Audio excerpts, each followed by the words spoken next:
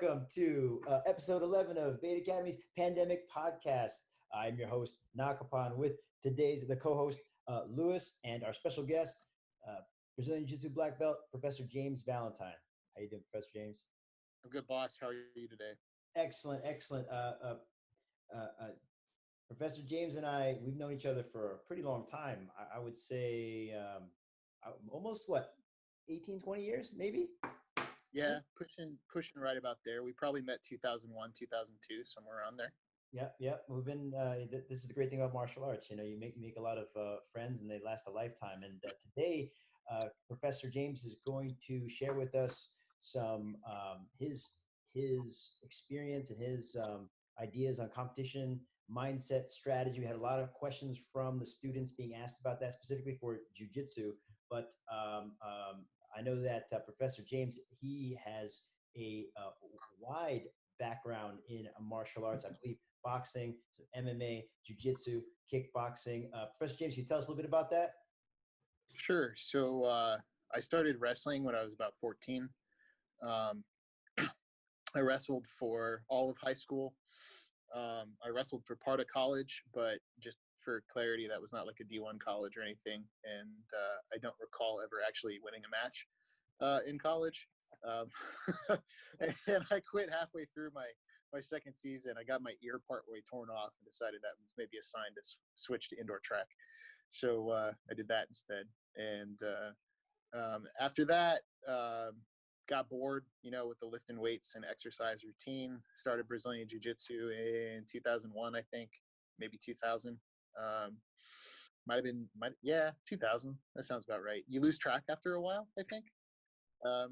And then had a lot of obviously competition experience between then and say 2000. I think 2015 was my last actual competition, and my last major competition was 2010. Done some boxing, nothing that anyone would recognize, but in terms of training and keeping in shape and going rounds with people, little kickboxing, not a lot. Still prefer to keep my feet on the ground. And MMA 1-1 there. Good solid win on that first one, and the last one. There are no excuses for this. It's not an excuse. It's a reason. I walked in. I was probably in the best shape of my life. No kidding. And the referee did not send us back to our corners. We were standing right in front of each other, and he dropped his hand and yelled, "Fight." And I woke up 15 minutes later in an ambulance. So, oh yeah, when they say protect yourself at all times, they aren't kidding. I got knocked clean out. I probably had symptoms of a major concussion for about 2 weeks, but it was pretty funny, in retrospect. At the time, it was a little jarring, but yeah, you don't know what you're getting into when you step into an MMA ring with the referee. Some of them are really good, and some of them really suck because they're brand new, especially at the smaller shows. And he didn't send us back. He just fight. We were about. Back then, it was you never knew what you were going to get. You might be fighting in a barn. You might be fighting in a stadium. You might be fighting in like a prison. Who knows? Yeah. Whatever you could fight. Remember when they used to they didn't have a match, so they just find a guy in the crowd? Yeah, it was great. That's great. That was a real thing, folks. They would just some guy in the crowd, maybe he had a beer or two, would be like, "I'll fight, sign the waiver," and you go. These things were great. Back in those days, it was almost like a rite of passage. Like black belts needed to. Yeah, you had to have at least 1 or 2 matches under your belt. Yeah. You had to compete. You had to fight. You had to do these things because also for us, our idea of jiu-jitsu was fighting in the cage. And so that's how we got exposed to it. So sure. Every single one of us who started, we didn't watch jiu-jitsu matches. We went, "Hey, you ever see this UFC thing? Yeah, check this out." Yeah. Royce Grayson doing a little, kidney kicks on somebody for like an hour. Hey man, and then armbar out of nowhere. You said you were in high school wrestling and somebody ripped your ear off? No, I was in college. That happened. So my headgear was one of the older style. And instead of being like super flush, it has a metal cup on the outside, and it had a vinyl pad piece. And what happened is the vinyl got caught up underneath my earlobe, and it just tore like open. So I had to get that sewn back on. Wow. No headgear for me. You know, Now that I heard that, forget about it. You got to It use was the soft ones. The soft ones are better. yeah, The metal yeah. ones- The ones they have now are way better. The ones that are flush, like but with the black sort of felt velvety thing that they got going on, we didn't have those. Wow. We had like vinyl or these big padded jobs, and I had one of the big padded jobs, and it just tore my ear part way off. So that's what anesthetic and a sewing needle's for. So. James also, I remember he competed a lot in like Grappler's Quest, did a lot of those pro tourneys and that type of thing, and that was those are crazy times too. Yeah, well, I think you were in your MMA kickboxing phase during a lot of that, and I was at the Grappler's Quest and the Nagas and those types of things. Super fight here and there, not a ton of those. I think maybe 2 or 3, but yeah, and then the major tournaments. Where you and I would see each other like once a year. Pan Am, we were in the same weight class, the Pan Am. Yeah, I know. Yeah. Pan Ams and Worlds. But yeah, that one year we were in the same weight class. You were usually a belt rank above me, and then I made black, and we wound up in the same weight class. And I don't know, what was that? 2010? Yeah. Yeah, it was 2010 because you encountered. Who was it? Like he was world class, right? Casio Wernick, I think. Yeah, you encountered Casio Wernick in like round 2 or whatever, and then I wound up losing to that one guy. You would have toasted him, but it was a bad stylistic matchup for me, and I couldn't get him over. So it's a different time in that like now we have tournaments. Well, up until the COVID thing, there was tournaments happening every week, and there's multiple tournaments. You just got to decide which one you got to go to. And 20 years ago, we were like, whatever was happening, we got to go to that. That's right. Oh, hey, I'll see you. I'm driving to New York because they got a tournament. Hey, what? You guys are both middleweights? Yeah. We were medium heavy in that one, I think. Yeah. So I competed from 174 to heavyweight. 174? Yeah. That was my lightest. Wow. I was and Knock will tell you, both 174 and even light heavy, I was a huge light heavyweight. I was big and strong. He was big and strong dude. Yeah, that I did not. I mean, I've never been that fast, so I was like, well, eat right, get plenty of exercise, keep myself able to, exert maximum effort for like 30 seconds at a stretch, and then be able to recover at like 70% effort, which is still, when your conditioning is really good, still above people, you drain people out, and then that's it, they're done. So. And that's a big component, I think, of competition as well. Depending upon how much time it is for the round or how much time the match is, like conditioning, athleticism plays a really big part in it. Yeah. If you're not at that level, then you got to have that. You got to have fight IQ, at least to some degree, to help you out. Yeah. Well, I mean, I don't know what Knox experiences have been, but for me, I'll tell you straight up. I'll tell anybody straight up. I have beat people that on paper I should not have beat, and I have lost to people that really should not have stood a chance in hell. And every single time, whether it was a good outcome or a bad outcome, it's turned out conditioning. Every single time, because people think technique is like a magic bullet, and it's not. Because when you're tired, dude, you're not strong, you're not fast, you're not smart, and your technique sucks. Yeah. Like it's that simple. It's like asking somebody who's a guitar virtuoso. Like, you could take Eric Clapton, put him out on stage, hand him a ukulele that's out of tune. He might be able to pull something off with it, man, but that's way different than when he's got his guitar and everything set up the way it's supposed to be. So if you're not in shape, you're depriving yourself of an instrument. So let's get right into it then. We got a bunch of questions, a bunch of different things you want to share about your experience. And, Lewis, also a jiu-jitsu competitor. I'll be happy to chime in as well, but I'm going to let you lead off on this, because I think you got a lot of people who have contacted you and have questions. Yeah, I did. So thanks for the opportunity first. I've had about 3 or 4 people ask me about competition strategy.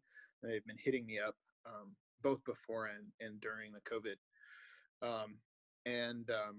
that just led me to be like, okay, well, maybe I should just address some of this comprehensively. Especially because one of the things that I think delineates me a little differently from some of the other people who've had like a lot of solid competition success is, I did not do martial arts as a job. I didn't run a school. I'm not immersed in it the way a lot of people are, right? In the sense that, I'm on the mats 24/7. I'm in and out daily doing that, right? So I had very limited mat time by comparison to a lot of folks. And I'm not necessarily surrounded by people day in and day out, right? Who wanted to be, competing at the top levels all the time. Does that make sense? I mean, I'm not trying to be a jerk. I think it's just understanding that there's a difference between people who can and do, right, put 8 hours a day in on the mat, and people who don't, because they're doing something different, and that's okay. There's nothing wrong with that. But what people need to start doing is understanding that, your goals have to the first thing in a competition strategy is figure out what your goal is. It's that simple. Is your goal to win a couple of local tournaments in a way to test yourself, to try and figure out what your capabilities are and what you can and can't do, and kind of be like, hey, I got this?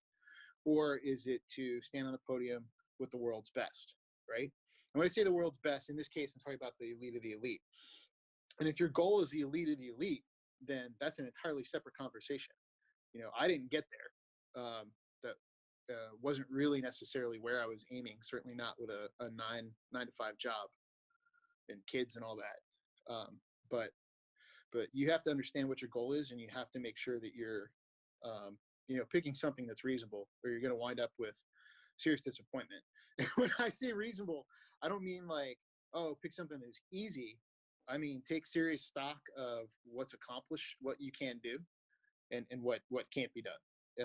At least with how you choose to live your life, right? So if your goal is world champion in the adult division, in the medium weight division or something like that, right? Well, congratulations. There are about probably 300 other people who share that goal for real, and they're all training full time, and they live their life like a monk athlete, because that's the only way to do that. That's the only way to get there. I will tell you what it was absolutely achievable is if you want to be like a Masters World Champion or a Masters Pan Am Champion and hold down a 9 to 5 job, you can do that. That is completely doable. It's not easy, and you have to make serious decisions about your commitment and how you organize your life, and monetary expenses and stuff like that. So that all has to be planned. So the first thing that you have to do with a competition strategy is figure out what your goal is and just how serious you plan to be about things. Because, we've always heard, right, like, that old line, like, oh, you can't teach heart, right? Can't teach heart. I don't agree with that. I think heart consists simply in knowing that you're not going to die. Like when you're out there and you feel like you're getting super tired, to me, that it's the ability to push through is really just knowing, like, okay, it feels like you're going to die and you might throw up, and maybe you'll bust your elbow, right? Because you got to pass this guy's guard, but the only way that's going to happen is if your elbow pops. Okay, fine. Then you do it. But what you can't teach is desire. I can't teach you to care about becoming a world champion. I can't teach you to care about becoming a Masters world champion. I can't teach you to care about, winning the Washington, D.C. Open. That's on you, right? Nobody can instill that in somebody else. We can inspire them, hopefully, but they can't make you care. Yeah, I agree with that. Because, it's funny because a lot of people, unfortunately, I have the unpleasant job of telling people when they cannot fight. And it's usually a simple conversation. It's like, let's make a training schedule. And no matter what, you could never miss a class ever. Like, it's very simple. And then they start with well, I got this thing, and I got this thing, and I got this thing. And I go, well, then maybe now is not a good time to fight. Time for you. Exactly. You should not fight right now because it's not very important to you right now. Well, why don't we revisit this when you're ready to commit the time required? And especially, like, for jiu-jitsu, it's kind of annoying because people always want to know how to get better faster. And I'm like, just show up and train. And don't take rest rounds. Don't take water breaks. Don't call timeouts. Just train. And then step one is show up. Yeah. And then with the fighters, it's even more tricky because jiu-jitsu, you can get hurt, but not like, punch face. Like when you're talking about getting punched in the face, you got to take that as serious as possible. And that's like, we're always trying to stress to them. And you made a good point. Like nothing we could say could make you have that desire. You need to find that desire within you. Yep. And sometimes that goes also with like how you're talking to people. Some people don't like to hear that. Yeah. And then it's your fault. And then they unfriend me. I know. And then they're not my friend on Facebook anymore, and I get sad. Like it's your fault, I know, for telling the truth. Yeah. So and that is, that's a hard conversation I've had with people. I've said, here are the things that I think you need to do in order to compete successfully at the level you're telling me you want to compete at. And they're like, okay, we're going to do it. And then they don't. And it's like, well, I can't fix that, buddy. Like they get excited for a week or two. Yeah. They get tired. Yeah. Well, and that's because it's, so to me, competition strategy and competition preparation are the same. And what happens is it's like MMA or boxing. Everyone wants to be a fighter until they get punched in the face. And it's like, oh, wow, this is hard. Right? Like it's hard. Not like, oh, gee, I'm having a rough day at work hard. It's hard because you got to, drag your butt up out of the bed every single day. And, you got to put in the road work. You got to put in the lifting session, and then you got to put in your technique stuff. So, you've got, at a minimum, you're going to have 3-a-days, right? At least 2 or 3 times a week, you're going to have 3-a-days. Most of the time, you're going to have 2-a-days. So it's a question of prioritization when it comes to your goal. So when people say, oh, I can't do that, 99% of the time they can, they don't want to. And when I say don't want to, that's not an insult. It's just a fact. Like, I can't do X. Okay, but you could wake up an hour earlier. Or you could, there's a lot of different ways to organize it. Oh, I can't drag myself into the gym. Like, I know me, I won't do that. I can't do that, right? No, you won't do that. Break. If that's your problem, then you need to shell out the money to go find a personal trainer, right? So now you have that social contract, that social commitment to do that, right? So it's step 1 is set your goal. Step 2, prioritize your life accordingly. And then step 3 is when you start getting in the nitty gritties of the things that you actually need to work on, right? Like you need to select your weight class. What weight are you going to go? Because that's a 16-week process to get down safely, smartly. I used to walk around at like 220 and I would compete at 187. What? Dude, that's nuts. Yeah, like, okay, 215, but still. 215 to 187 is a non-trivial weight cut. Wow. And I would have 3 different scales. I had one at work, I had one at home, and I had one at jiu-jitsu, and I would weigh myself on each of them separately because the other control what scale you step on, right? Like there are a whole bunch of things you don't get to control. At a tournament, especially in jiu-jitsu, unless you're doing a super fight like knock or something like that, you can't prepare for a specific opponent because you have to make it through every single person in order to get to where you want to go, right? So that's an issue of capitalizing on your strengths and minimizing your weaknesses. So we've got goal selection, we've got prioritization. In other words, you're going to actually commit to doing this and prioritize your life the way it needs to be prioritized in order to achieve your goal, right?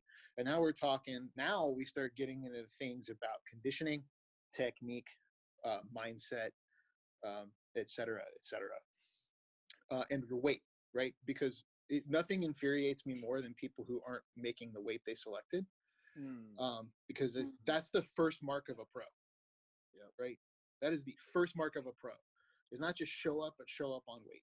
Like if you're an amateur or like this is your first few times doing it, I'm right there with you, dude. Like you got to figure out what works for you and how to get the weight off, right?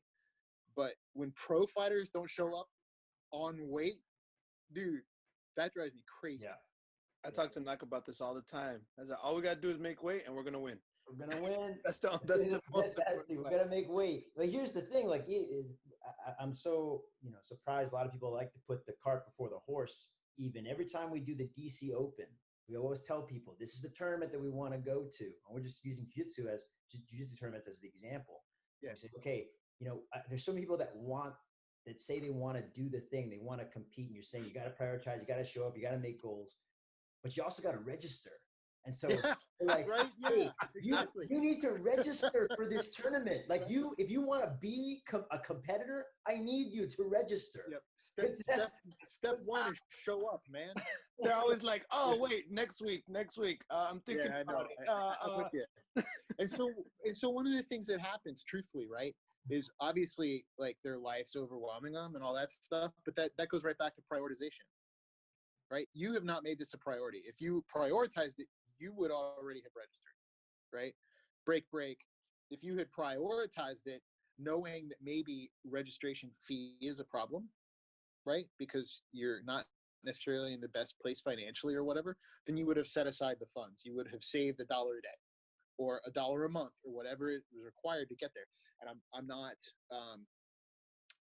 not insulting people who maybe have those difficulties, and I'm not saying there's something wrong there. It just goes for that question of priorities. Look at all the people out there who decided this is the goal that I want to have, and they came up from some place where they really did have those problems, right?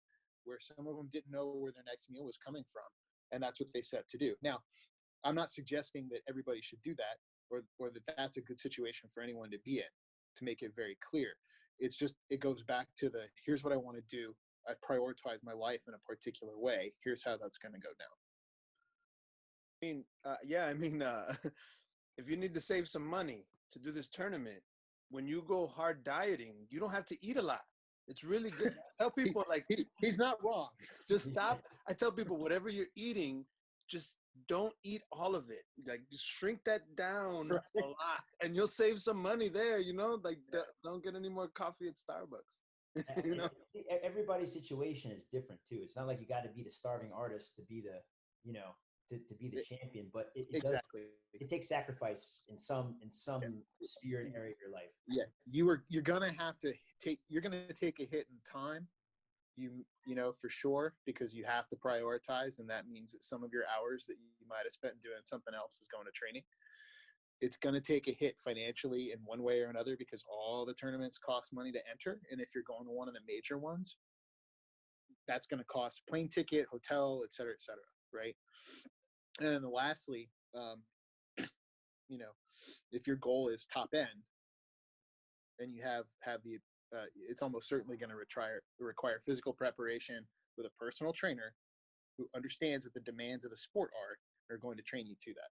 Because the number of people that can actually push themselves to do everything that they need to do in a gym is like less than 1%. Those people don't really exist, and they usually wind up injured all the time. So this is something that generally speaking you have to do. So let me just go back and just say one thing, it's more specific to the school, is that we started with a competition class day on Sunday. And so I expect all of the people who want to compete to be at least at that one practice. That's right. One practice at 9:30 in the morning on a Sunday. What else you got to do? You got to show up. But it's 9:30, Knock. It's hard, man. Hey, it's hard to get up that early. Right? One time we're getting ready, and then we look around, and at the competition class, none of the people were signed up for the DC Open, but they all showed up to competition training. It's like, what are you guys doing here? Where's all the competitors at? It was crazy. And so, guys, like, those of you who are listening, please understand, we're not poking fun at any individual. What we're talking about is that, Lewis is poking fun at some people, but, just a little bit. but really, what it is it's understanding. So, all three of us that are on this podcast or Zoom or whatever we call it these days, all three of us who are on there have lived what it means to prepare for a major event. And what we will tell you to a person is that you've committed to the goal, you've prioritized your life, you've built your entire schedule about what you're going to do around that goal. around that tournament. It's everything. And, and Knock will tell a story, or not. I'm not saying Knock has a story. What I'm saying is Knock will be able to tell you a story very similar to mine. Lewis will be able to tell you, right? And it's, okay, I got up 30, 40 minutes earlier. I went and put in 20 minutes of running, and then each time that I was running, I had a specific goal. My goal was not to run for a longer period of time, because a jiu-jitsu match at a Masters Worlds is only 6 minutes long, right? 5 minutes now because I'm older, but it was only 6 minutes long, right? Okay, so I don't need to run for an hour. What I need to do is cover as many miles as I can in 20 minutes, right? Yeah. And I'll tell you right now, that sucks. I would much rather run. Like, first, I'm not a runner. Even when I was 180 pounds, I was not a runner. I've got short little legs, and they're heavy, and just screw it, no fun. Right. No one would ever accuse me from being light on my feet, and but you do it because you have to, because that's what it takes to do it, right? So then I would go to work in the middle of the day. I would get in my basic lifting session that I'd worked out with my trainer to make that happen, right? So at lunch, I would go to the gym and I would do that stuff. Then 2 or 3 days a week, I would have a personal training session with the guy where we'd work on my cardio in some way, shape, or form, right? Then I would go to the mats like an hour before class, not because I needed to be there an hour before class, but usually it was on my way back from my personal training session. So why go home when I just have to turn around and come back, right? I'd go on the mats, I'd pass out for like 40 minutes, and then I'd have class. And then after class, I'd put in another 20 or 30 minutes worth of drilling, right? So I had 8 hours of work. I had essentially 6 to 8 hours of training, and then I had 8 hours of sleep. That was my life. And I know Lewis has had an existence like that, and I know for a fact Knock has had existences like that. Like, that's what you do. More you guys than me. That's Lewis gets ready twice a year. He has his competition twice a year. Right. That's ever since I had all these kids, bro. I'm like, you know what? The Open looks real good. I'll really buckle down before those tournaments. And but that is, and to be clear, right? Like, there's no balance there. There's no such thing as a work-life balance or a work-play balance or anything like that. There's no balance there. That's 16 for me. My version of training camp was 16 weeks long. Okay, I focused on the Pan Ams or the Worlds, and I would have 16 weeks where my life was completely out of balance because I was cutting weight, I was doing all the training, I had committed to that goal, I'd prioritized my life, I built my schedule around doing all those things, and that's what happened, right? Is 16 weeks of, absolute imbalance, focused solely on getting to the goal and putting everything else I needed to do in the I will do whatever it takes to get that done in a decent way so that I can get back to focusing on training. Right? Wow, 16 weeks. Well, 8 weeks isn't long enough. Wow. Frankly, in my opinion. I think you really need to go 12 to 16 weeks because of the conditioning base that's required. That's a personal opinion. Your mileage may vary. But for me, after going through years and years of getting sort of to the right place and not quite being there, the key thing I zeroed in on for me was my conditioning. And I decided that 8 weeks might get me there, but 16 weeks probably would for sure. So I was going to do what was required in that 16 weeks. I have a couple things from Facebook real quick. Yeah. So when you go to class and stuff like that, do you contact specific partners, or do you just show up and train with whoever? And then this is another good point, is you got to talk to your significant other. And this is important to you, so it has to be important to us. So maybe you guys could talk a little bit about that. Yeah. So the good news story for me during that time frame is that when I was married to another person who was very serious about jiu-jitsu. She's actually a black belt over at Yamasaki's. We moved back this direction. So that was not hard for her to understand. Right. So that was handy for me. So that was much easier. But yeah, it was difficult for some of one guy had 7 kids. Not kidding. He had 7 children. Damn. And he Damn. yeah, Damn.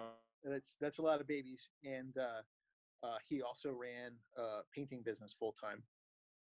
Very, very good at it, and did a great job. Had employees and everything else. He was managing a business. But he had the conversation with his wife, and she didn't love it, but she understood, and understood that, like, 12 weeks, right, that this was going to be his world, and that kind of stuff matters. So yeah, that's a huge conversation. What was the other part? What was the other question? So the other one was when you show up to training, do you Oh yeah. specific partners or whoever? So the trick with that is actually pretty simple, but most people don't approach it this way. It's just a straight up fact. You need to use different training partners for what they're going to be good for you as you go into a tournament. Okay. The reason I say that is because the class isn't about you, right? If you're lucky, you'll get somebody, an instructor, right, who might peel off a group of people who are trying to compete and give you some sort of competition training time, right, to make that happen. But realistically speaking, you can't expect that everywhere you go. I know you guys do it. You set time aside for the competitors. If you know people are competing, you arrange things, right? But what happens, right, is like, okay, you've got someone who's almost equal to you, right? Well, that's a full-on for you competition training match experience, right? Now you're going with someone who is not equal to you. Great. Now that they're your training dummy. Like, not in a jerk way, right? But that one little thing that you've been trying to do, you're just going to do it over and over and over and over on them. I'll tell you right now, some people don't like that. I'm not talking about the doing, but being on the receiving end of it, right? Because they feel like you're making fun of them. What I did was I was always straight up. I said, look, this is my goal. Here's what I'm going to do. Here's why I'm trying to do this. So if you get hit with this over and over and over and over and over again, I'm not trying to prove a point to you. I'm not trying to be difficult. I'm here because I need to practice this in order to win. And I think that's a great point. Usually when you line it up that way, people are cool with it, because otherwise they just think you're screwing with them, and that's no good. Yeah, I've talked to a few white belts, right? Because the white belts always try to figure out how to get the most out of training. Mm-hmm. And I always tell them, you got to put all your, because we're lucky at Beta that we have so many good people. Like, there's a lot of good training partners there. So like, I guess if I was in a smaller school, I would have to contact good guys and be like, hey, I need you guys to show up these days because we got to get some rounds in. But we're lucky that at Beta, we just show up and there's going to be a bunch of good guys. And I always tell, like, these new white belts, like, there should be three different groups that you train with. You got the people that are equal to you, and then you guys have good battles. You work your A game, they shut it down, and then they work their A game. And Exactly. Great battle. Then you have the people that suck more than you, right? And those people are the people you work on your offense. You work on all your best attacks, all the ones you're trying to work to. And then you have the people that are smashing you and better than you. And that's when you work on your escaping, you work on your framing. Exactly. And everything you're laying out right there is 100%, or, translating that to a competition experience. If you're the man in the middle and you've been going 7 5-minute rounds, right, or 7 3-minute rounds, because the goal there is to get you to amp up your energy expenditure, right? Because in a 3-minute match, I can do more, stronger, faster than I can in a 5-minute match, right? So different training tempo. Guess what? You're tired, right? So now they throw someone at you. Maybe on a normal day, you'd win, right? But this is not a normal day, and you're tired, and they're not, right? Their job, when you're the man in the middle or the woman in the middle, is to kill you, right? Do not let you succeed, right? Maybe winning for you, because you have to define winning in the moment when you're in competition training, right? Maybe winning for you is not getting tapped out right there. Maybe winning for you is not getting swept, right? So I think it's important to create competition-like scenarios in your mind. Like, okay, I have 2 minutes left. If he can't tap me out, I'm so far ahead, right, that I'll win, right? Mm-hmm. Or, okay, if I pass his or her guard, right, that'll put me up 1 point. and then I need to maintain side control or stay on top, and then I win. Or, you know, like, okay, if I can sweep him, or if I don't get swept or whatever, as long as it's consistent with your current training intention, your current energy level, right? Because you shouldn't pick like, oh, I have to tap this guy, right, to win. It's like, dude, you've been through 8 5-minute matches. That's not happening on that person, right? So you have to pick what's reasonable and acceptable. And then you have to define your win for the moment and then go after that. I would bring up some perspective as to, you know, in the classes. Again, it's like we're always trying to find a balance at the school as well. Like if we focus too much on perhaps competition, then it ends up being one way. It tends to be focus too much on just there's a lot of ways that you can bring your focus. Yeah. So exactly. I understand that there is a challenge with that in class. And so, yes, we are always trying to find out who is it that, you know, has those goals. First of all, if you have the goal of competing, you definitely should make it known to the instructors and talk to people about it and have them give you feedback, which is why this is great that we're doing that, you know, Professor James is doing this and brought this up to us. Because then, you know, we can understand how to match people up a little bit better. The class, we have to, you know, it is a recreational activity. So there are a lot of people that come in with a lot of different goals. Some people just want to lose weight. Some people just want to get better at something. I'll give you a perfect example. You know, Chris Wade. Chris Wade is a killer on the mat. He's a beast. He's a killer on the mat, but he doesn't care about competition. He wants to he wants to be better at jiu-jitsu. Hey, fun fact about Chris Wade, he was my first time getting submitted at a white belt tournament. When we were both white belts and that jerk submitted me. I'll never forget Chris Wade. Sorry. But he was also saying, he's like, man, maybe my skill level at white belt is just too high for these guys. Maybe I should be somewhere else. I was like, hey, your professor thought you were a white belt at the time. You stay in the white belt division. This is what's going on. That's right. That's right. Lewis, my advice in those situations is be better. Yeah. Why weren't you better, Lewis? Why weren't you better, man? Terrible. Yeah, I mean, one thing we want to do is make sure we identify all the people who do want to compete, and that way, when it's time to drill or when it's time to randori, to spar, that we can put you with people that are going to push you and people that are going to, that also have the same mindset, because that's also what you're going to want to do is find people who have that same desire and then begin to get with them, train with them in groups. I'm not saying form cliques, but you know, you want to surround yourself with people with similar goals. Exactly. You can self-identify with other people to figure out how that works. And to be clear, I'm 100% on board with everything you're saying. In my case, what I'm doing is I'm focusing on the responsibility of the individual to do things like tell you guys, like, yeah, I want to compete, right? Or, oh man, I didn't get the training partners I wanted today. I wasn't able to train for competition. Yeah, you were, right? You just didn't create the scenarios or the definitions in your head that allows you to compete, you know, or excuse me, to train for competition with whoever you're with. Like, that's on you. Yep. Because you might not wind up with your perfect dream person that day, right?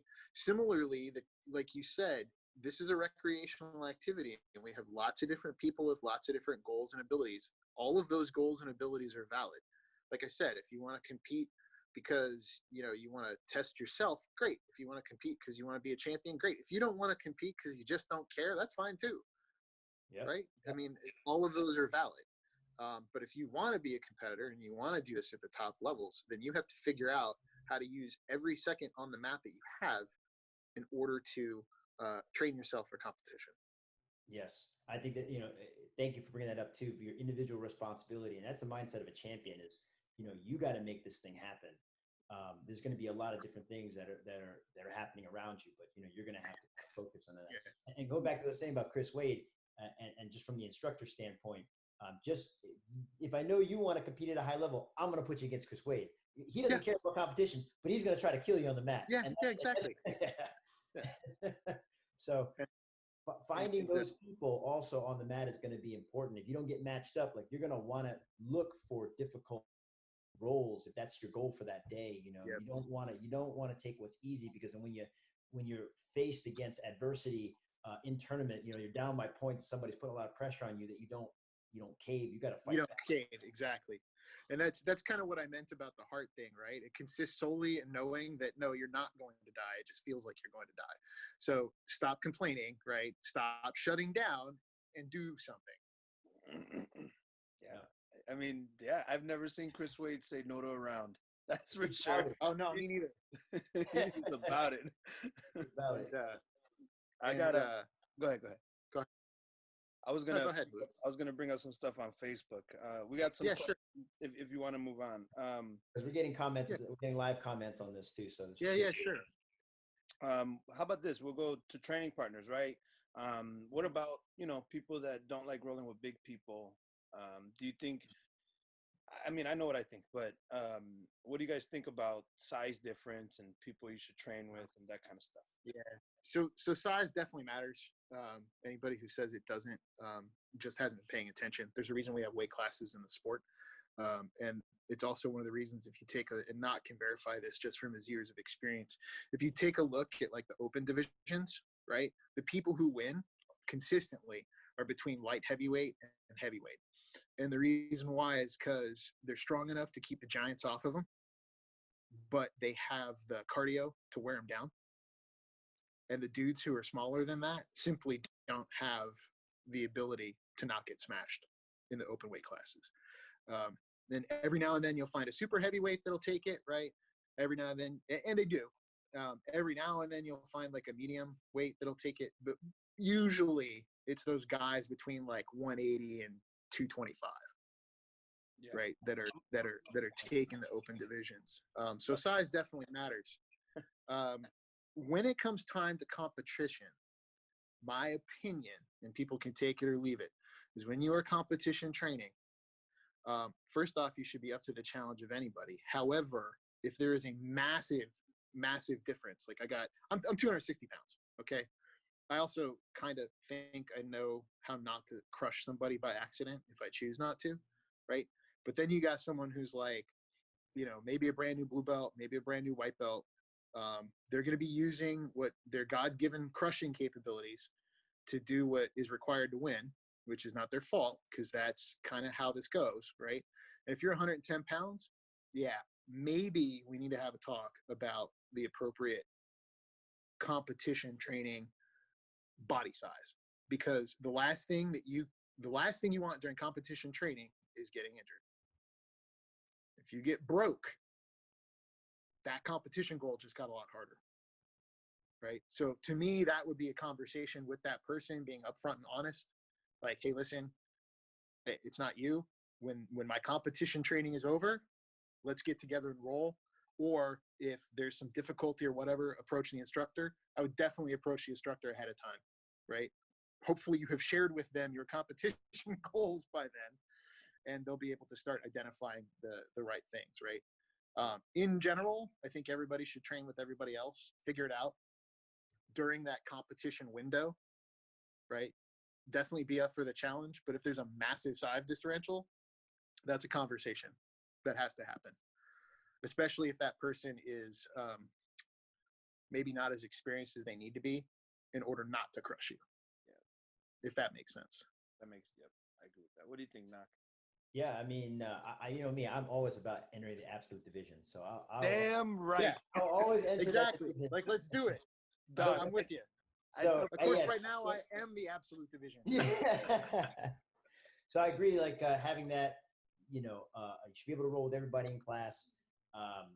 But you also, in order to qualify for the absolute division, a lot of these higher level tournaments, you have to win. You have to at least medal in your. Yeah, exactly.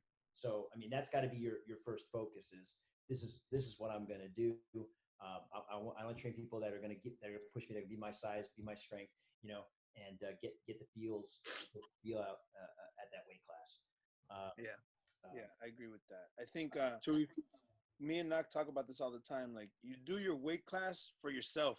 You do the absolute for the team. You know what I'm saying? And for fun.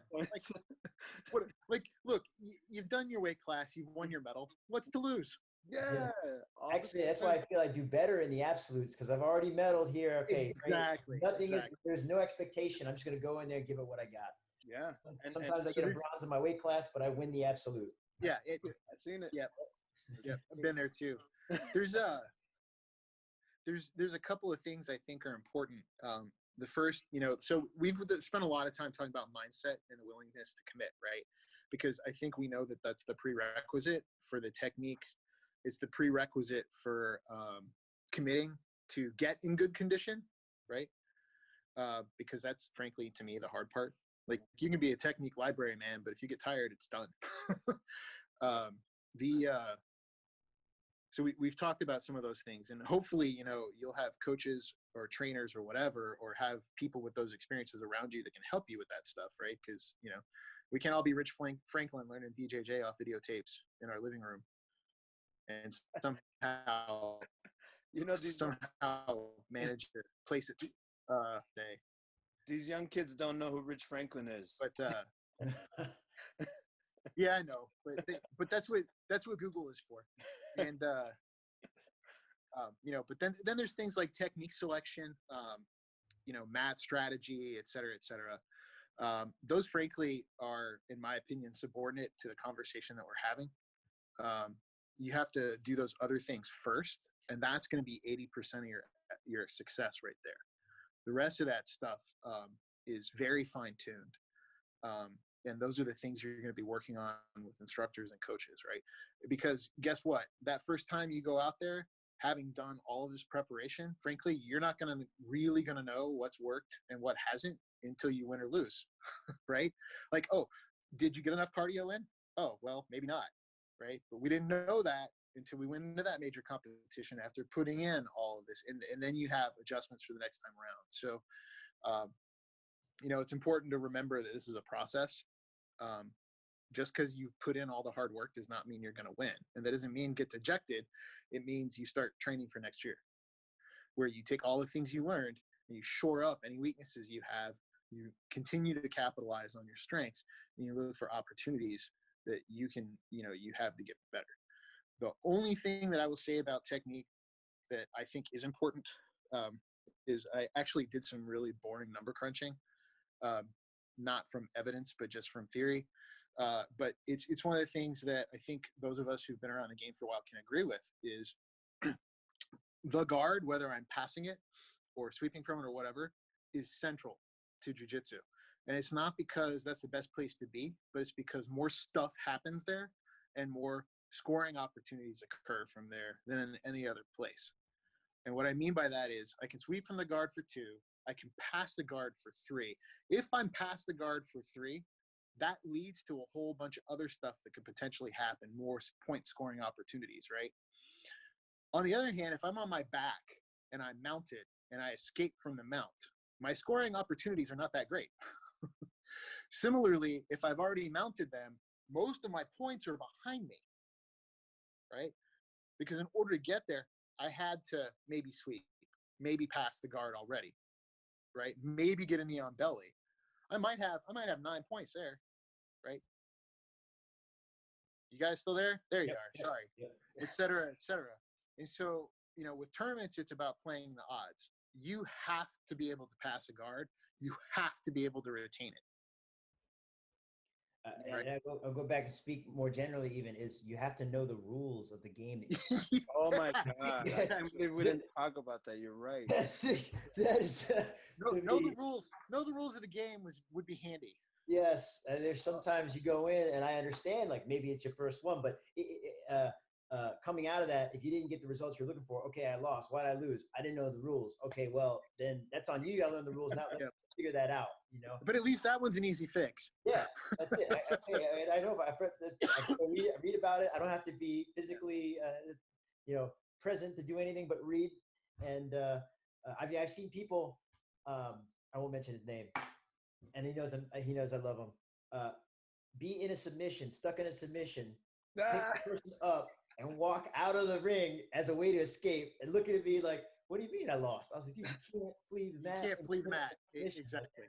That's not, what? But that's absolutely crucial, right? Because that's the difference between an advantage and a sweep. Yep. That's the difference between an advantage and a guard pass.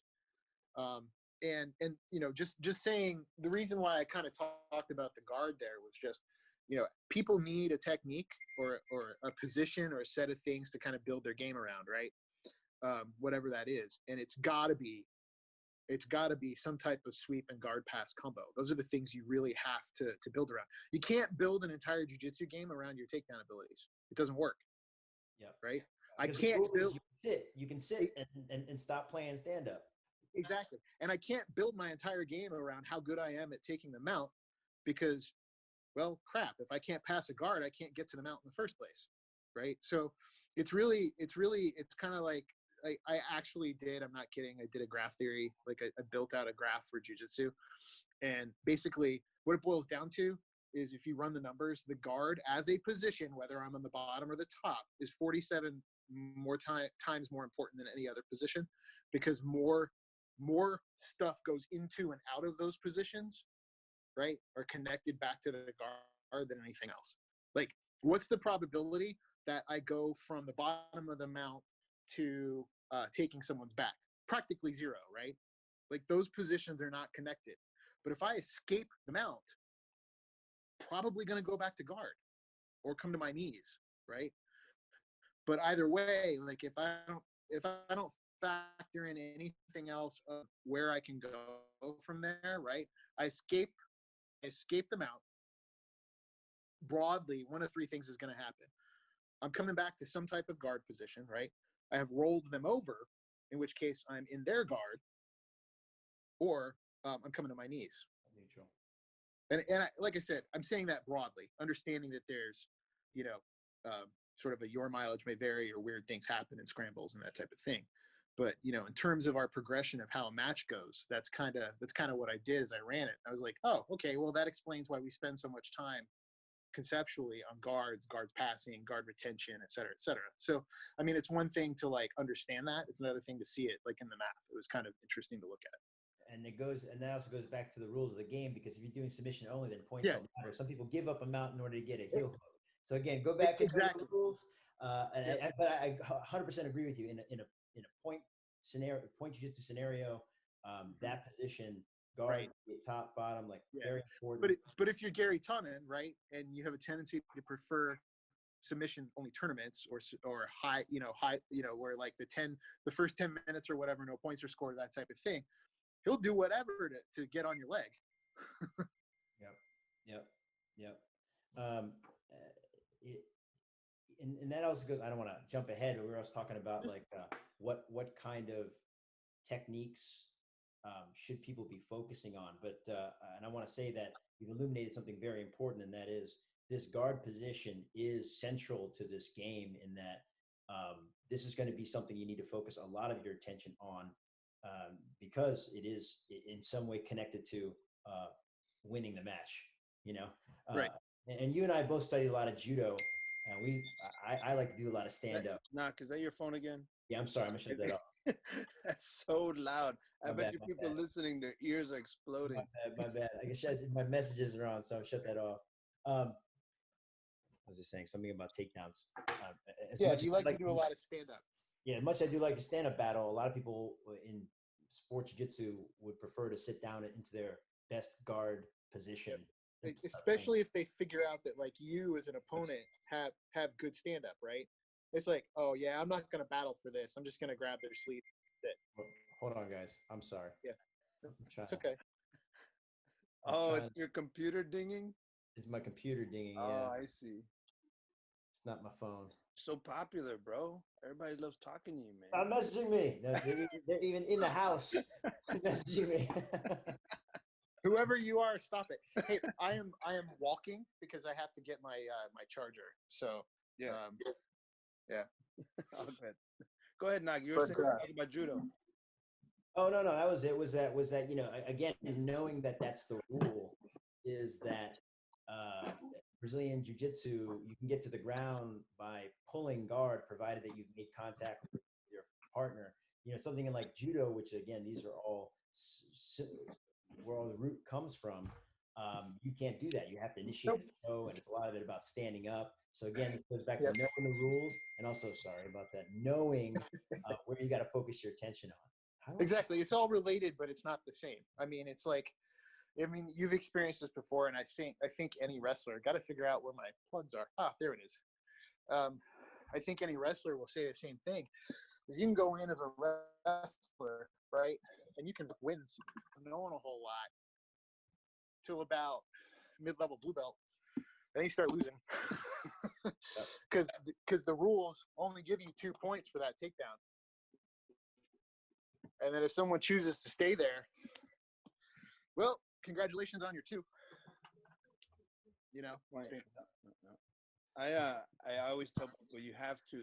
I've seen it a lot where people never work on their stand-up. They just, you know, do the jiu-jitsu from the butt, and it just doesn't look cool to be scooting towards them from your butt cheeks. Like it's so much better to just go for the takedown. And I always tell people in the beginning when you first start doing like stand-up and you're not used to it, that's the most awkward position in jiu-jitsu, you know? And it's like to be able to close that distance is super hard, man.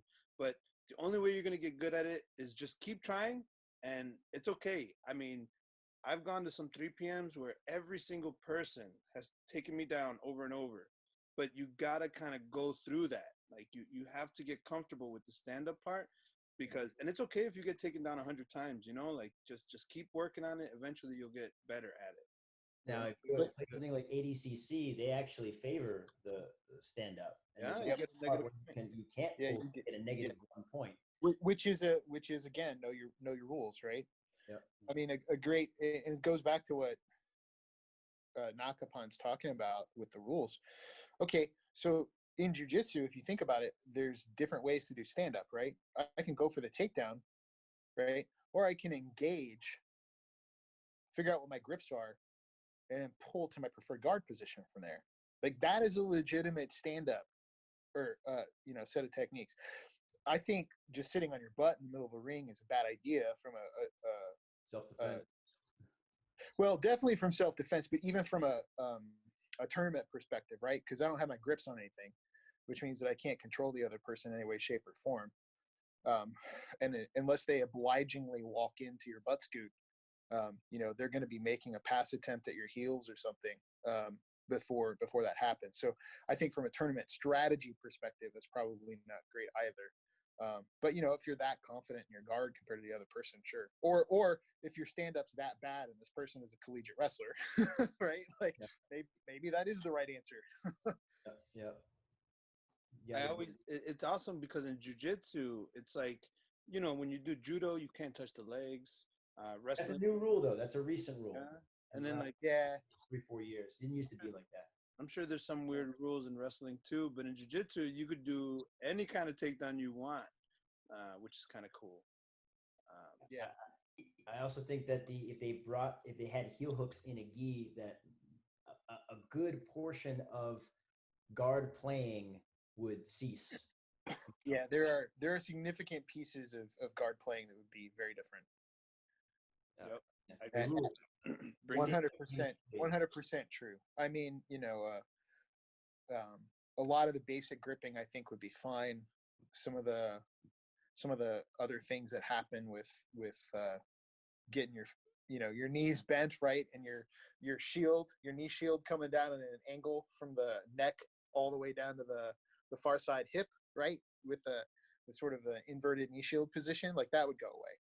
Because people get the crap heel hooked at them all the time. Dude, your leg right away. The 50-50 would totally change in the game. Oh, yeah. They had heel hooks. Yeah. It's so different. 50-50 would just go away. Yeah. I don't know if you guys want to talk about some other stuff. I got some more stuff about leading up to a competition, about recovery, how you deal with recovery, how do you split the difference between rolling and sparring, and then another one is like, what do you do for your big weight cuts? I know that's kind of a lot. I just kind of combined them all, but like. So what's the first one? So we'll talk about how do you recover? Like kind of. You schedule that in. Yeah. I mean, you literally schedule that in like everything else. When you're training, you go at whatever intensity your training is supposed to be for that day and that thing, right? So there's a temptation that more is better. That's not true. There's a temptation that harder is better. That's not true either. It's going as hard as you can when it's called for, backing off when that's called for in terms of your training plan. And then in terms of rest, it's the same thing. If there's a rest day, you rest. If there's a day where your trainer says you need to make sure that you eat carbohydrates, right? If you've been on a sort of a keto type induced weight loss diet, because for me, that's the kind of thing that works. For other people, your mileage may vary, but if your trainer says you need to do this because tomorrow it's going to be X, Y, and Z, then you do it, right? Like nutrition and recovery are closely linked, and you have to schedule all of that stuff. It's not a let's see what I feel like today. I like that. Yep. That's a good point. Like, you schedule your stuff and then you do it. You don't, how do I feel today? Doesn't matter.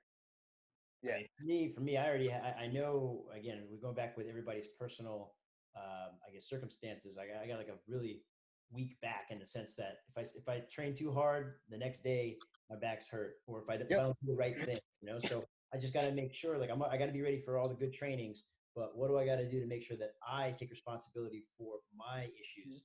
For me, I got to wake up every morning, 10 minutes beforehand, 10, 15 minutes, stretch after practice. Some people, these young kids, can jump in without warming up and they can do whatever. But I'm not them anymore. Yep. And I agree with that 100%. Like, I got a bad back too. In fact, one of the reasons, and it's ironic that I put on weight because I needed to get more muscle in order to stabilize myself.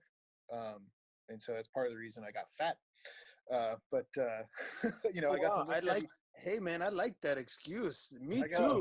No. Me too. That's what happened. It was I don't recommend it. It was 2 years of PT before I could walk without pain. Oh wow.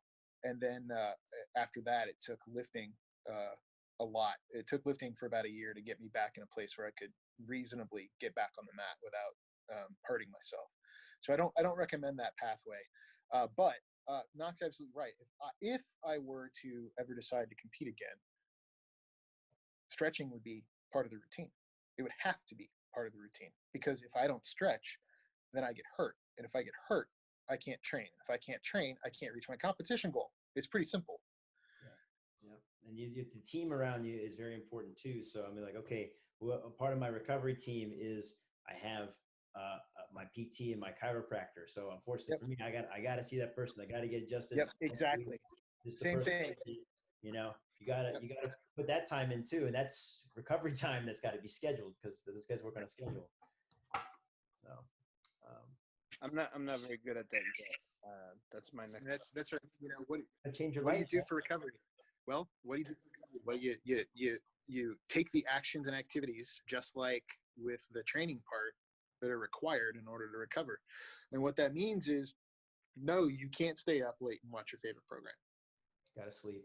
Right? No, you can't sit around. You can't sit around and game.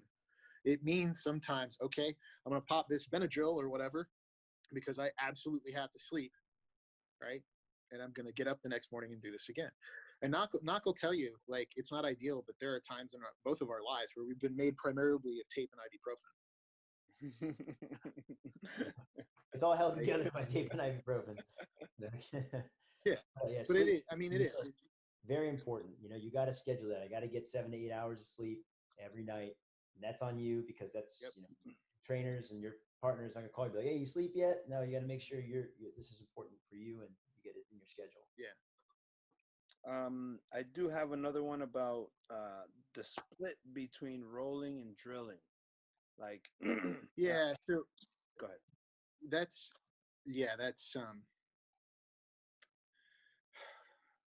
it depends on where you are in the competition phase. Let's say at my first 16 weeks, right?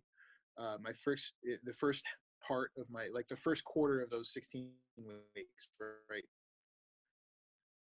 Oh, you that drilling is absolutely crucial. Getting that I need. Hey, you there? Better? Yeah, you're breaking up a little bit. You were saying the first part, the first quarter of your training? Yes. Oh, damn, you broke up again. Every time we start trying to talk about this. Still there? Yeah, okay. Let's try this again. All right, third time's a charm. All right. So about the first quarter of that 16 weeks, the drilling to me is more important because in theory, I'm getting the conditioning that I need from what I'm doing, because I'm reestablishing parts of my peaking capability, et cetera, assuming that I already have a decent cardio base built, right, and a decent strength baseline. I'm assuming that we're dealing with an active human being and not someone who's come up off the couch Because my advice there would be, if you come up off the couch, please spend a year getting your act together. But so, the drilling is super important. As we move closer and closer to the competition, but before tapering, then the rolling becomes increasingly important.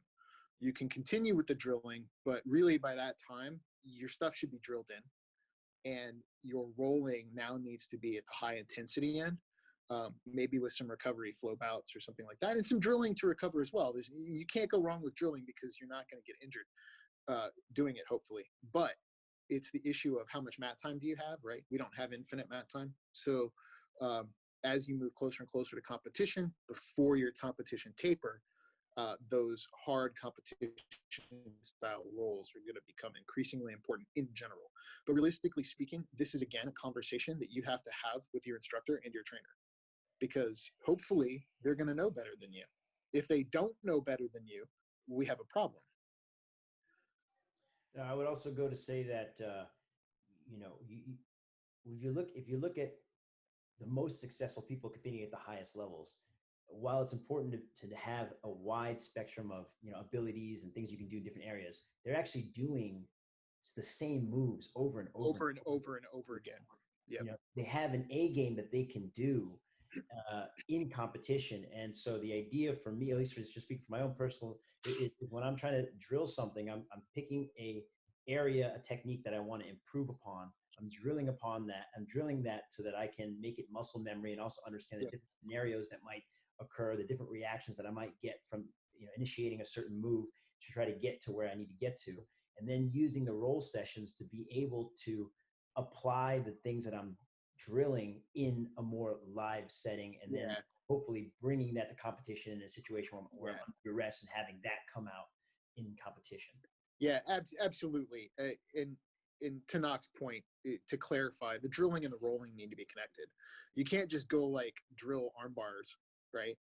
And then decide that when you're training for competition that today we're going to work on sweeps. No, you have to block that stuff out. So, if Nakapan is drilling all these things, which are usually at our level, things like an entry to the position we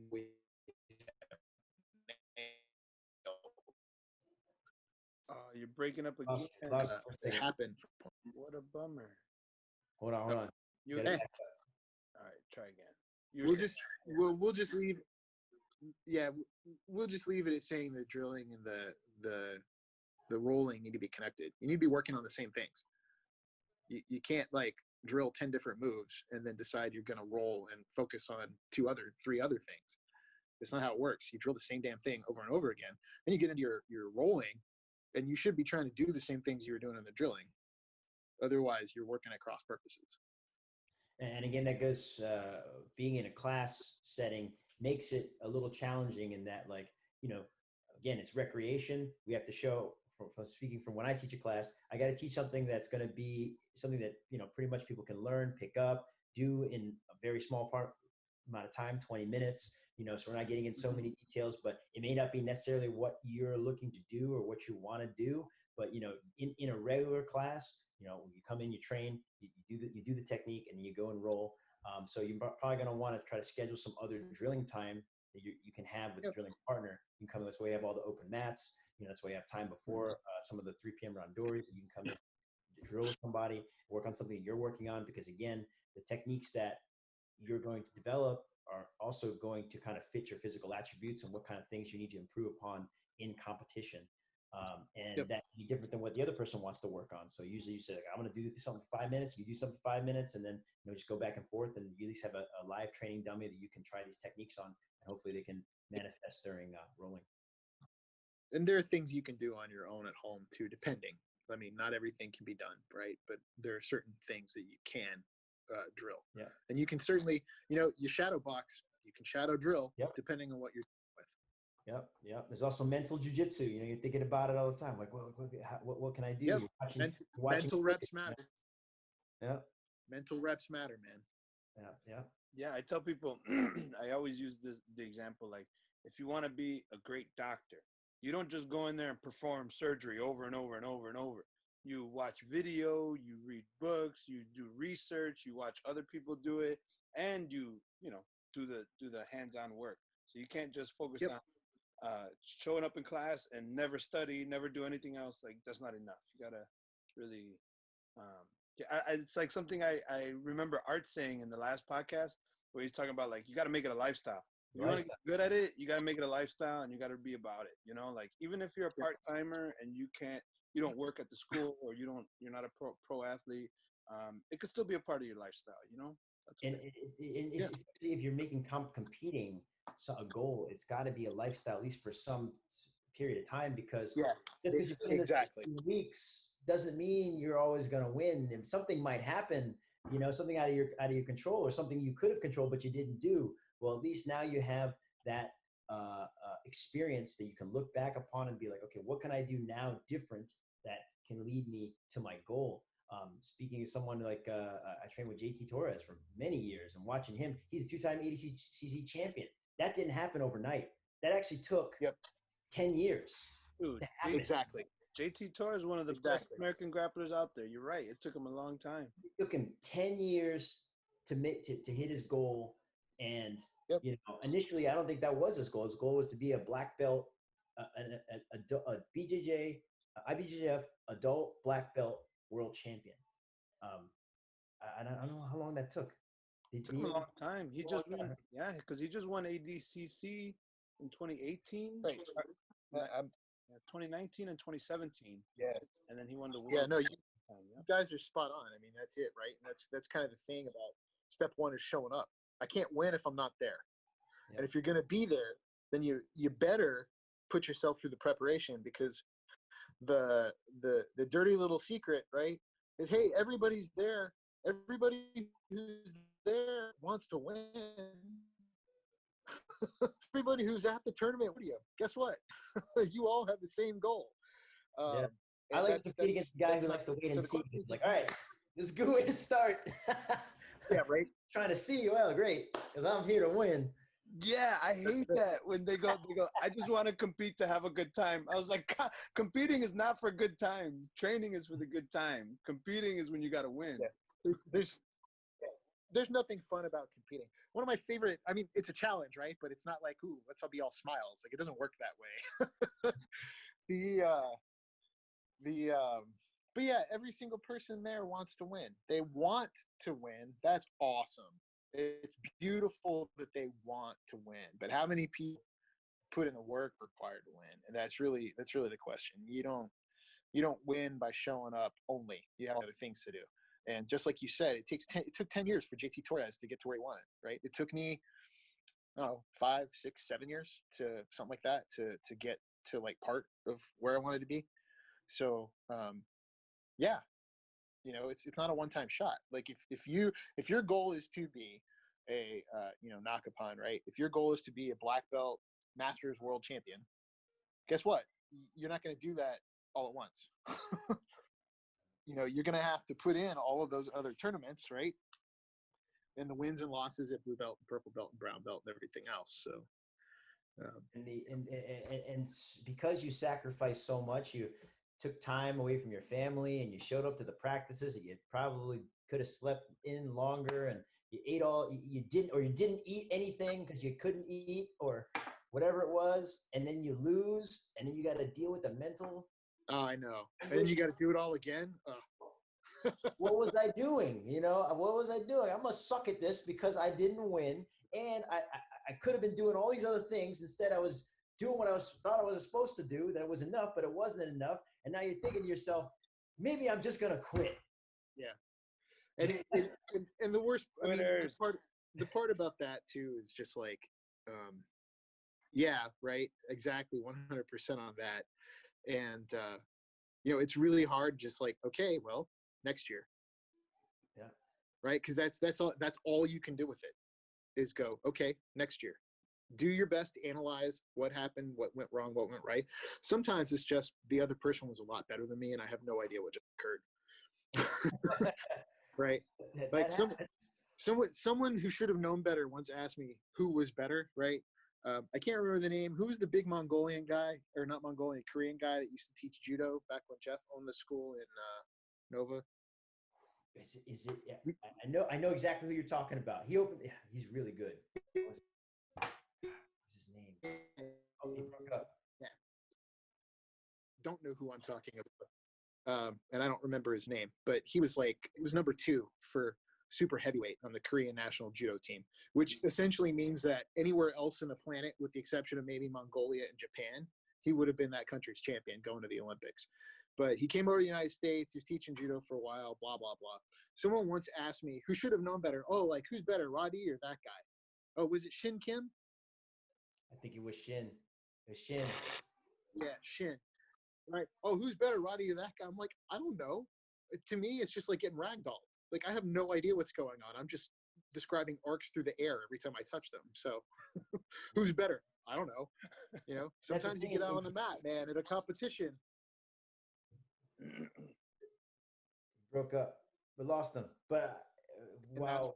Got asked. I have no idea. I got turned into a pretzel and crushed. Yeah, yeah. And that's an interesting point you bring up too, because in judo competition they have repecharge, where if you lost the first round, you can enter you go into another bracket, and if you win that entire bracket, you might be able to fight the guy for first and second one more time towards the end. And that's to say that like, who's better? Well, who is better at that moment? You know, it doesn't necessarily mean who's better overall. You know, I mean, unless the skill level and it was so exactly.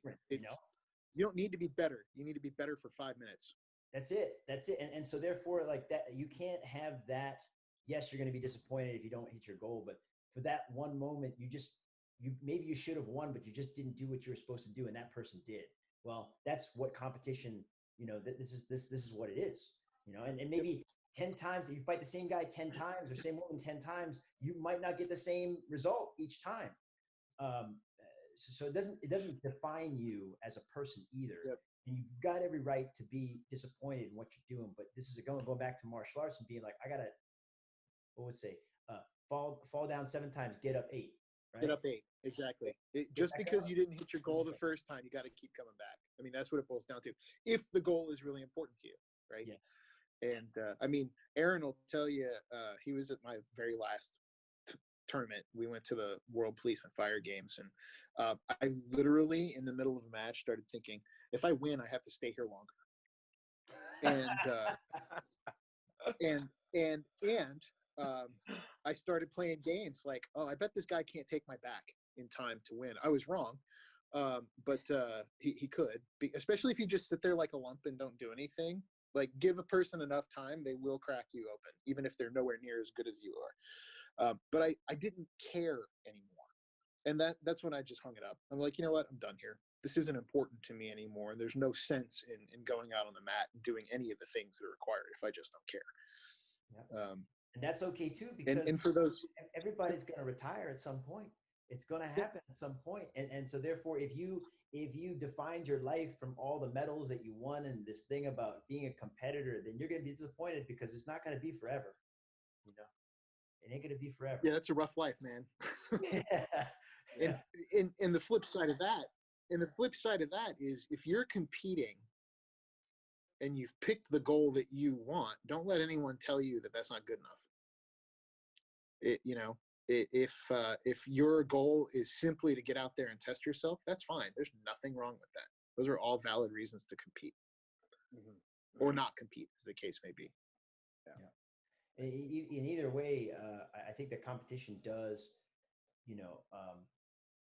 it allows you to learn more about yourself. It allows you to further your training in your martial art. And I find that it's something important. I think I encourage everybody to do it. You know, some people are scared, like, I'm not a competitor, I'm not this. Absolutely. You got to try it. You got to try it. And I think that, whether or not you like it, it's something you want to pursue long term. It can bring you a lot of benefits to your training and your development.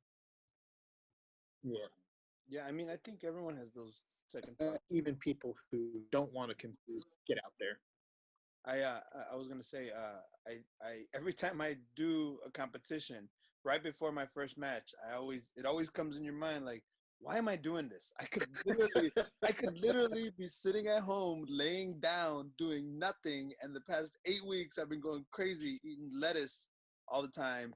And like, why am I doing this? And then, I got to slap myself around and, let's go out there and just finish the job. But the sense of accomplishment that you get afterward, as long as you were able to give it your all, like there's nothing better than that. You're like, wow, all right, great. Now I can breathe. Going through all that. I do have to say one thing about competition is losing feels worse than winning feels good. So people got to remember that. Like, even when you win, it's not going to feel as good as much as losing hurts. Like losing, when you go to a competition and you're one and done, that hurts a lot. And even when you win, and that actually raises another good point about competition strategy, going back to the know the rules thing, right? So at jiu-jitsu tournaments, at least the big ones, it's one and done if you lose, right? So the thing with that is, like, you hear people talk about, well, I want to save some energy, but no, you can't. You cannot save energy at a Brazilian jiu-jitsu IBJJF tournament. And you can't, because every single match is your finals. So every single match you go out there, you have to compete like it's the finals. It's not like maybe in a wrestling or a judo tournament, right, where, okay, if I don't win, then there's always this, there's always that. Like, you don't have that option. So every single match, you have to compete like it's the finals. Yeah, and nobody cares that the guy that beat you won the tournament. Nobody cares. Nope. You still lost. I would say this is that the first match I always feel is the most difficult match. Yes. Oh, absolutely. 100%. Hands down. Yep. I mean, I'm like you, Knock. I've got, if not hundreds, then 100 and change number of matches under my belt, right? And that first match, man, dude, I'm tight. I got cotton mouth. Yep. The only way, and that actually brings up another portion that I wanted to raise. Not like as a big thing, but just as a sideline. You have to come up with a pre-fight routine. Yeah, you got to come up with your own warm-up. It's absolutely crucial. For me, exactly, you can't go in cold. And then the worst part with jiu-jitsu tournaments is the damn waiting, right? So you have to, because they call up your division, you're standing in the pen, especially like IBJJF, right? Yep. The Pan Ams and behind because they're running behind because, did I break up? You broke up a little bit, but go ahead. You were talking about. Of course they're running behind because, okay. So of course they're running behind at IBJJF, and you're in the pen, and even though you're in the pen and they called your weight class and took your ID and everything else, you're still waiting for an hour before you get on the mat, right? And for me, one of the things that I developed was obviously a routine. And what was crucial for me was breaking that first hard sweat. Yes. Yep. And then staying warm throughout. And the way that I did that was really simple. My warm-up would be hard for like 15 minutes after they called my division, because I knew it wasn't going to be, it's not like they just put me on the mat. And if they did, great, I was warmed up. Oh, I think we lost them again. Put on, I'd break a hard sweat, like slippery, hard sweat with all my gear on, extra stuff and everything. And then, I'd whenever I felt my body temperature start to go down and I wasn't sweating anymore, just a little bit, like not drenched, but just a little bit, I'd do another warm up. Like not a full one, right? But I'd get my heart rate back up. I'd get my sweat going again. And that really worked for me. Other people, your mileage may vary, but you have to come up with a warm-up routine, and you have to do it on the day, and you have to do it a few times beforehand, and you have to do it on a day. And even if you don't know what it looks like or feels like because you've never done one before, just go through it, because it's part of your preparation at that point.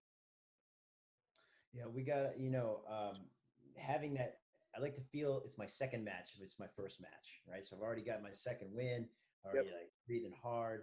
I think the best first match I ever had was when I was late to the tournament and I had to run like a mile and a half from where I parked my car to get to the tournament. And by the time I got there, they were already calling my name. So I changed up. I was ready to go. And I was like, man, I feel great. Why is that? 'Cause I just been running for 25 minutes, you know? Yep. So having a good warm up is very, very, very, very important. It's something that this is something you got to develop. I have one written down. I've been doing it for many years, just trying to go through and making sure that I warm up. Every part of my body has got to warm up. It's loose. You know, I got my lungs have been fully inflated and I'm able to breathe in and out without, without feeling anything. And it helps your mental prep too. Yeah. You know, it helps settle you into that routine.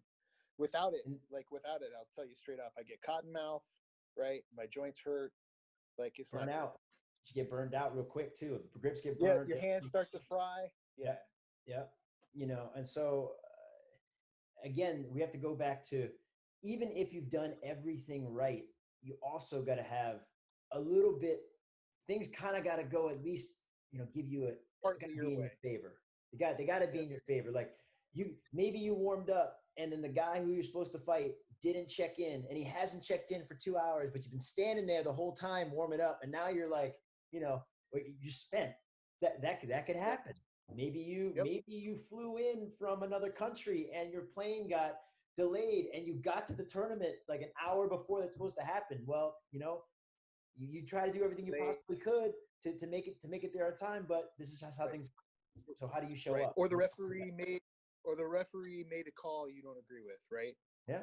But it's like, it's one of those things where it's like, look, dude, there's some things that are outside your control and there's some things that aren't. But there are so many things outside your control that the things that are inside your control, you got to lock down. Yep. You got to have that stuff dialed in, because at least you've done everything you can at that point. Yep. If you walk into a world champion as your first match, well, can't do much about that. That's the way it is. You just got to show up and do it now. That's right. That's right. Lewis, you're saying we're getting to the end of this. Maybe we have to do part 2 at some point. Yeah, this was fun, man. I like talking about it. Yeah, we got to do this again.